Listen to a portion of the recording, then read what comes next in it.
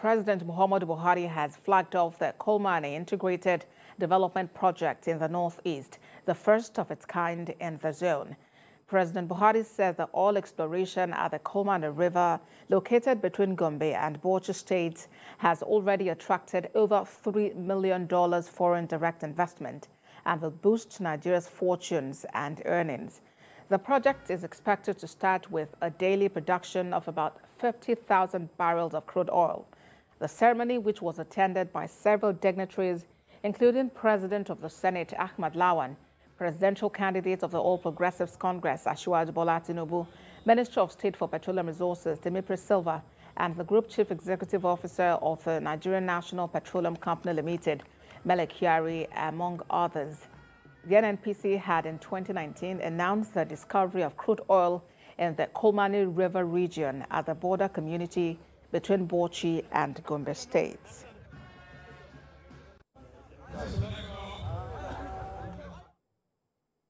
But joining us for more insights on this discovery is Mr. Israel Aye, an oil and gas expert.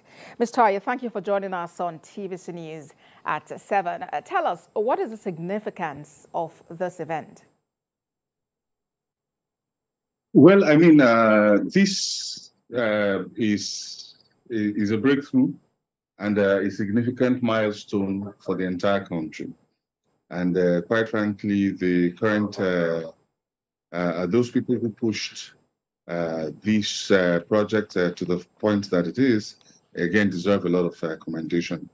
What we had essentially was the promise of, or the indication of an accumulation of oil in the Chad Basin. You know what? The Bauchi, Gombe, Kolmani fields we're talking about is as part of the geological structure known as the Chad Basin.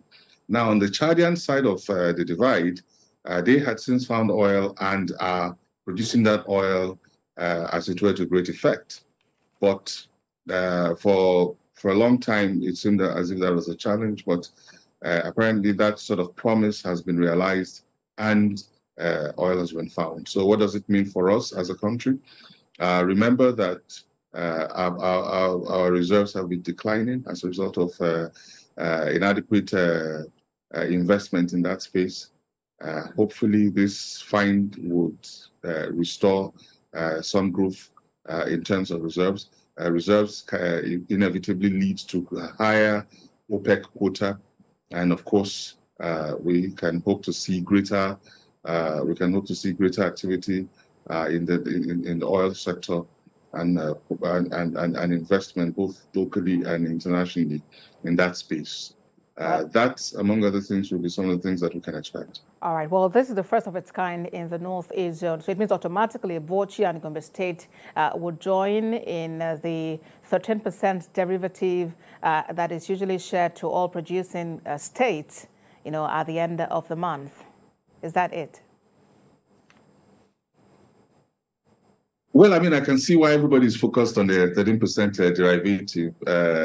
Whether we're there already is a different issue. The 13% derivative is a function of actual production, where my understanding is that where we are is appraisal. What it means is that at the point of exploration, oil was found. At the point of appraisal, you have a sense of the quantum or quantity of oil in place.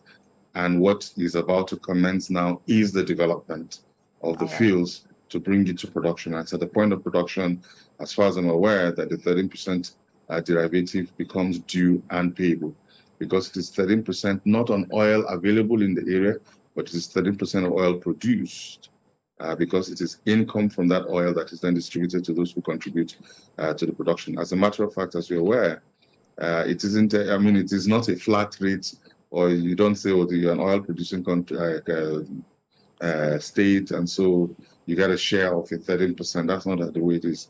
It is a function. I mean, it's pro rata the volume that is produced from your area. All right, Mr. That too. Yes, please. Oh, okay. All right. Apologies for breaking it into that. But then we understand the Kolmani oil rig is estimated to attract over $3 million foreign direct investment, and of course expected to produce about 50,000 barrels of crude oil. Should we consider this some kind of exciting news or another case of oil doom rather than boom? Well, I mean, exciting news. And again, you know, I participated in that debate a bit when people say, well, about oil just brings about a curse and the likes of it. And that's not honestly not my position. Yes, is there a likelihood or the possibility that the discovery of oil can lead to very bad bad behavior and the likes of it, such that, I mean, an indolence, I mean, or laziness within, I mean, in terms of how we behave? Yes, that is always a possibility. But again, if we're reasonable and sensible and responsible stewards of the resources that have been committed into our hands, then it becomes a blessing rather than a curse.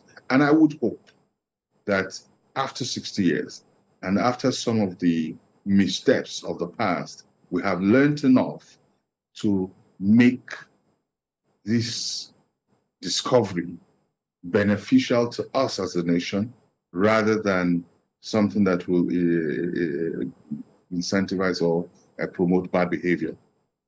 All right. You will agree that environmental impact assessment is actually key, judging from the plight of people of the Niger Delta region. What do you think should be the demand of the host community? I'm sorry, I didn't hear that. Yeah, I'm talking about environmental impact assessment. Considering the plight of people of the Niger Delta at the moment, what do you think should be the demand of the host community for this Kolmani facility? Well, in a sense, I would say that the Kolmani or the communities that are going to be the hosts of this new discovery are blessed in the sense that the Petroleum Industry Act has a framework for benefits transfer to oil, I mean, to the hosts of producing communities. Unlike in the past, when that activity was left almost entirely to the discretion of the producer, there is a statutory framework for benefits transfer to host communities. So they can leverage that, essentially ensure that that framework is deployed and that a trust fund is set up and that the institutions within the trust setup, the trust fund is set up, the committees and the work groups are all set up, and that they participate in identifying programs, that this brings about tangible and demonstrable growth and development to their community. That framework already exists within the Petroleum Industry Act. And I should hope that they have sufficient or good enough advice to ensure that they take off on the right note.